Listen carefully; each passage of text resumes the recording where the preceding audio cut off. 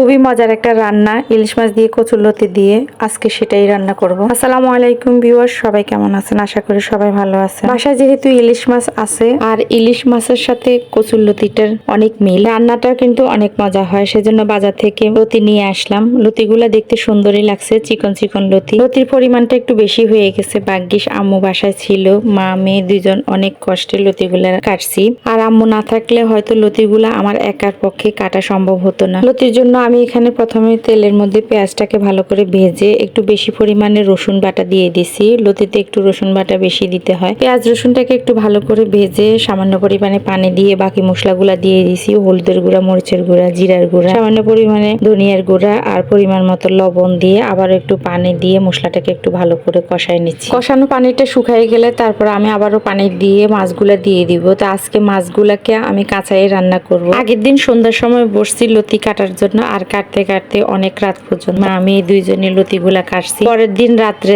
গিয়ে আমি লতিটা রান্না করছি। লতিগুলা চিকন চিকন ছিল, দেখতে ভালো লাগতেছিল, সেজন্য আসলে চিকন লতি খেতেও মজা, সেজন্য নিয়ে আসছিলাম। কিন্তু এত পরিমাণে কষ্ট হয়েছে, আসলে লতি খাওয়ার স্বাদটাই আসলে মিটে গেছে। আর আমার মনে হয় না লতি খাবো। তারপরও বলতেছি, দেখা যাবে যে আবার মন চাইলে আবার নিয়ে আসবো। কাটতে কাটতে অনেক রাত হয়ে গেছে, তরকারিও রান্না করা ছিল, সেজন্য আর রাতে রান্না করি নাই। রাতে একটু হাফ সিদ্ধ করে রেখে দিছি। পরের দিন রাতে আমি সেটাকে অর্ধেকটা পরিমাণে নিয়ে নিছি রান্না করার জন্য, আর অর্ধেকটা পরিমাণে রেখে দিছি। দেখা গেছে যে একটু হাফ সিদ্ধ না করলে লতিগুলো নষ্ট হয়ে যেত, সেজন্য করছি। আর তাজা তাজা রান্না করতে পারলে আরো ভালো। এটা আমি প্রায় সময় করি। দেখা গেছে লতির পরিমাণ যদি একটু বেশি হয়ে যায়, একটু হাফ সিদ্ধ করে ডিপে রেখে দিই, পরবর্তীতে এটা রান্না করি। রান্নার স্বাদটা কিন্তু ঠিকই থাকে। অল্প পানিতে মাছটাকে আমি ভালো করে কষায় নিছি। কষানোর পরে আমি আবার একটু ঝোল দিয়ে দিছি। ঝোলটা ভালো করে কিছুক্ষণ ফুটলে তারপরে এখানে লতিগুলা দিয়ে দিব। লতিগুলা কিন্তু হাফ সিদ্ধ করা লতি, তো সেজন্য তাড়াতাড়ি হয়ে যাবে। লতিগুলা দেওয়ার পরে আমি